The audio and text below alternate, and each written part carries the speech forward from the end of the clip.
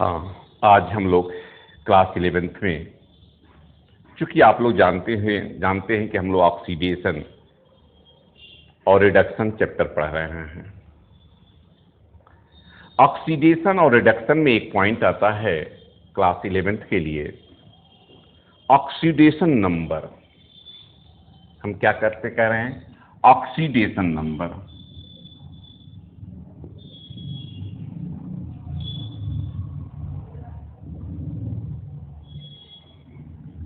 Oxidation number यानी इसको कह सकते हैं ऑक्सीकरण संख्या।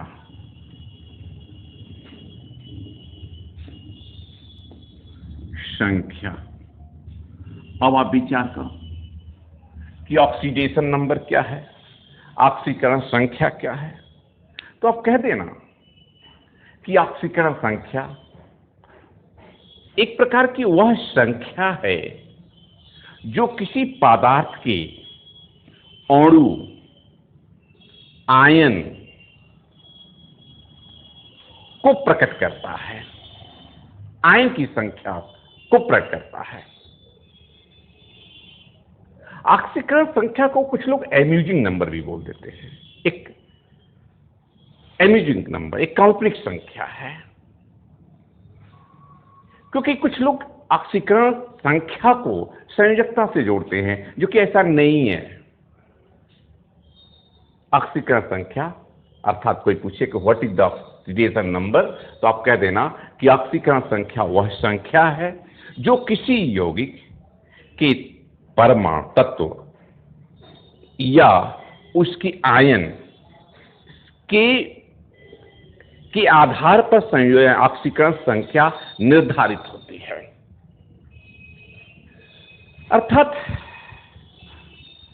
अगर हम पूरी एलिमेंट्स को लें, अगर हम तत्वों को लें, तो क्या देखेंगे कि हमारे बहुत से तत्व, जितने भी तत्व 118 तत्व हैं, तो क्या उनकी ऑक्सीकरण संख्या क्या होगी?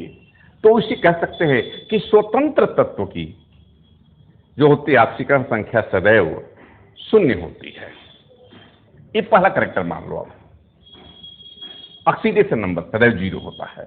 जैसे कोई पूछे कि Na की ऑक्सीडेशन नंबर क्या होगा, तो कहना 0। क्लोरीन का क्या होगा? 0।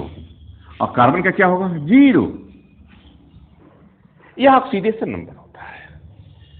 लेकिन अगर हम आवर्त सारणी की दृष्टि से यदि देखते हैं, तो ग्रुप के आधार पर भी ऑक्सीकरण संख्या कुछ लोग बता देते हैं। जैसा कि आप कह सकते हो कि आवर्त सारणी के पहले वर्ग में अगर तत्व है, तो उनकी ऑक्सीकरण सदैव संख्या, धातुओं की ऑक्सीकरण संख्या 1 होती है। और यह भी याद रख लो, अगर ये कह सकते हैं धातुओं की ऑक्सीडेशन नंबर जो होता है वह सदैव जो है धनात्मक होता है। कुछ स्थितियों में, कुछ कैरेक्टर को अगर छोड़ दिया जाए तो धातुओं की ऑक्सीडेशन नंबर सदैव धनात्मक होता है। तो ऑक्सीडेशन नंबर एक तरह से हमने कहा, पुनः एक बार दोहराऊं कि ऑक्सीडेशन नंबर है क्या? तो ऑक्सीडेशन नंबर वह संख्या है जो किसी परमाणु या किसी अणु या किसी आयन को जो है उसकी ऑक्सीडेशन नंबर जो होता है धनात्मक हो सकता है, ऋणात्मक हो सकता है, 0 हो सकता है। यानी ऑक्सीडेशन नंबर में भी पॉजिटिव, नेगेटिव एंड 0 ये हो सकता है। इस प्रकार से हम यह ऑक्सीडेशन नंबर जो है, हम यह कुछ बताने का प्रयास कर रहे हैं। दूसरा, अगर अगला कैरेक्टर की कोई पूछता है कि ऑक्सीडेशन नंबर कैसे जानेंगे, तो आप याद रखना किसी भी यौगिक की ऑक्सीकरण संख्या जो होती है वह सदैव 0 होती है, सदैव 0 होती है।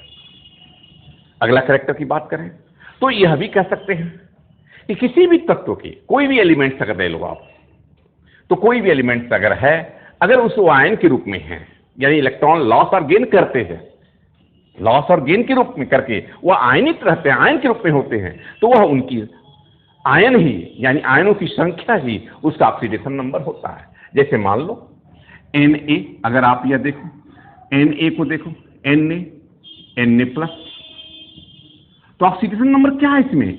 यह +1 है। अर्थात यहां पर आप कह सकते हो कि +1 है।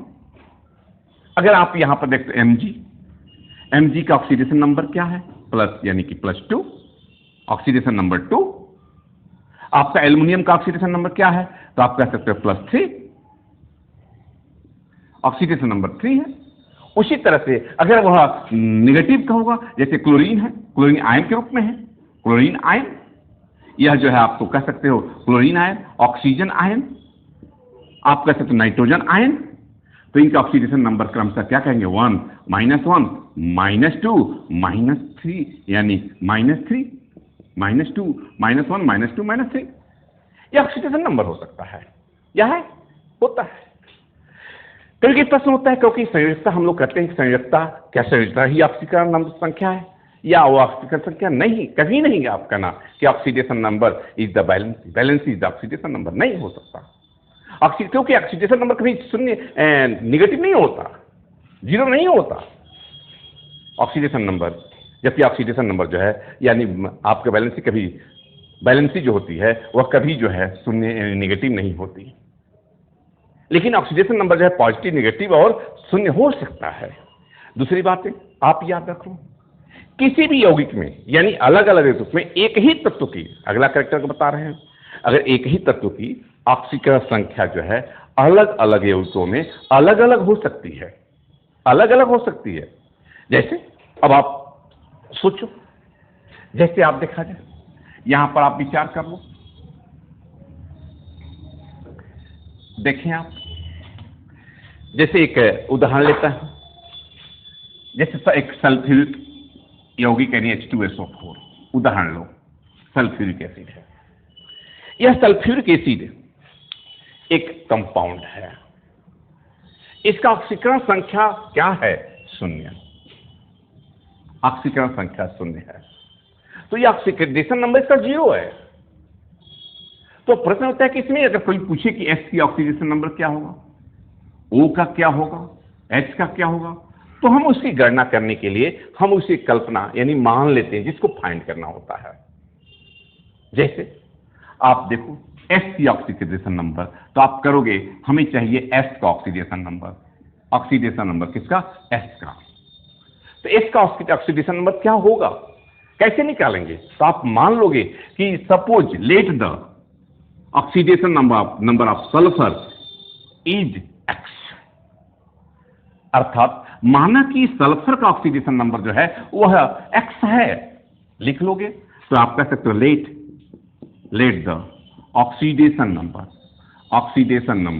ऑफ सल्फर इज X, आप X मान लो। अगर हम X मान लिए तो क्या हुआ, अब यहां पर देखो हाइड्रोजन, तो हाइड्रोजन का, यह हाइड्रोजन एटम 2 एटम है, तो यहां पर कहते हैं 1 × 2 प्लस सल्फर का देखो, जिसको कि आप माने हो X, तो उसे लिख देंगे X, और प्लस ऑक्सीजन -2 × 4 इक्वल क्या, 0, क्योंकि किसी भी यौगिक का ऑक्सीडेशन नंबर क्या होता है, किसी भी कंपाउंड का ऑक्सीडेशन नंबर क्या होता है, 0 होता है। तो इस आधार पर आप क्या कर पाए, 2 + X - 8 = 0, जबकि आप ये क्या देख रहे हो, आपको ये पाओगे X - 6 = 0, तो X इक्वल क्या हो गया, 6। यह X यानी सल्फर का ऑक्सीडेशन नंबर क्या आया, S आया, 6 आया। इसी प्रकार से आप यह सोचिए, आप मान लीजिए SO2 को देखो, SO2 सल्फर डाइऑक्साइड, अब ये सल्फर डाइऑक्साइड में S का ऑक्सीडेशन नंबर क्या हो सकता है, तो सल्फर डाइऑक्साइड में देखोगे, अब यहां पर क्या करोगे, सल्फर यानी S का ऑक्सीडेशन नंबर X ले लो, प्लस अब यहां पर क्या हुआ, -2 × 2 = 0, तो क्या कहोगे, X - 4 क्या हुआ, 0, तो X इक्वल क्या आ गया, 4। अब आप क्या देख रहे हो कि एक जगह जो है सल्फर के ऑक्सीडेशन नंबर 6 हुआ, एक जगह जो है सल्फर का ऑक्सीडेशन नंबर क्या हुआ, 4 हुआ, जबकि आप ये कुछ परिवर्तित तत्वों की संयोजकता छोड़ दिया जाए तो लगभग सभी तत्वों का ऑक्सीडेशन नंबर अपना अपना निश्चित होता है। तो इस तरह से हमने कहा कि ऑक्सीडेशन नंबर जो होता है, एक ही तत्व की ऑक्सीडेशन नंबर अलग अलग यौगिकों में अलग अलग होता है।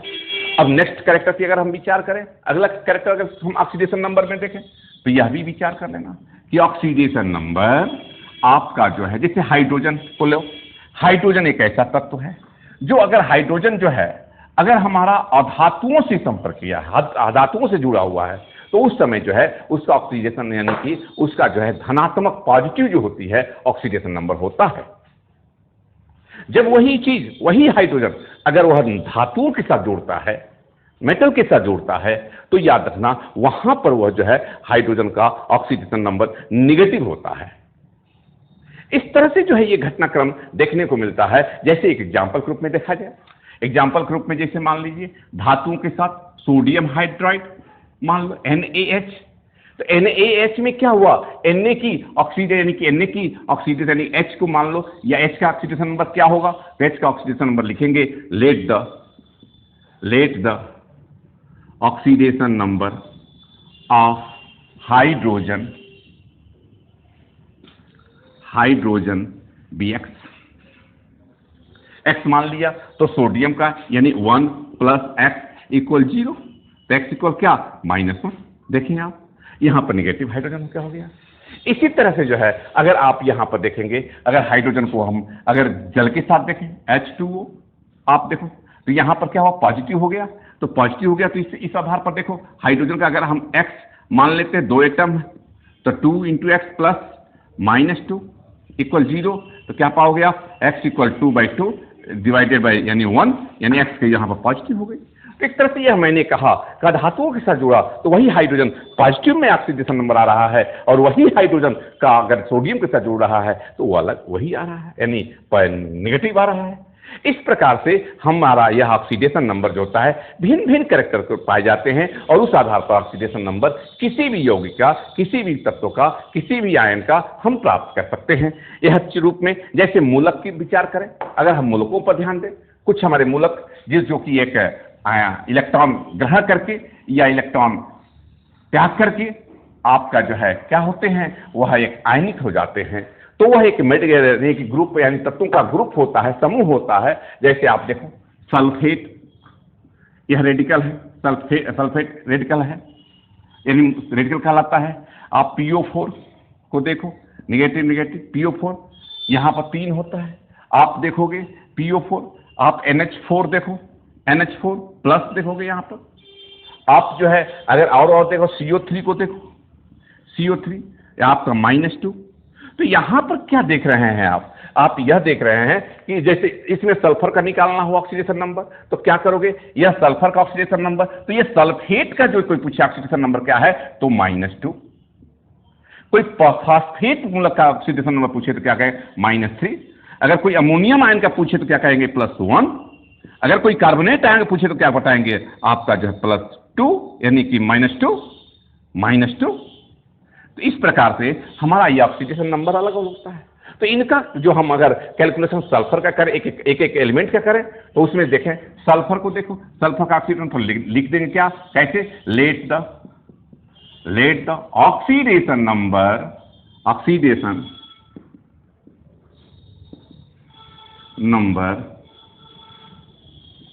Of sulphur Bx।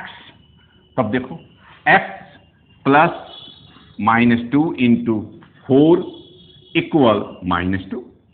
अब क्या पाओगे आप, x - 8 = -2, तो x = 8 - 2, सो x = क्या हो गया 6। इस प्रकार से जो है हमारा ये ऑक्सीडेशन नंबर हम प्राप्त कर सकते हैं। तो यह इस तरह से हमने कहा कि हमें विभिन्न प्रकार के यौगिकों में हम ऑक्सीडेशन नंबर प्राप्त करना हो तो जिन कैरेक्टर को हमने आपको बताने का प्रयास किया, उस कैरेक्टर के आधार पर किसी भी यौगिक में, किसी भी मूलक में, किसी भी आयन में आप जो है उसके ऑक्सीडेशन नंबर को आप प्राप्त कर सकते हैं।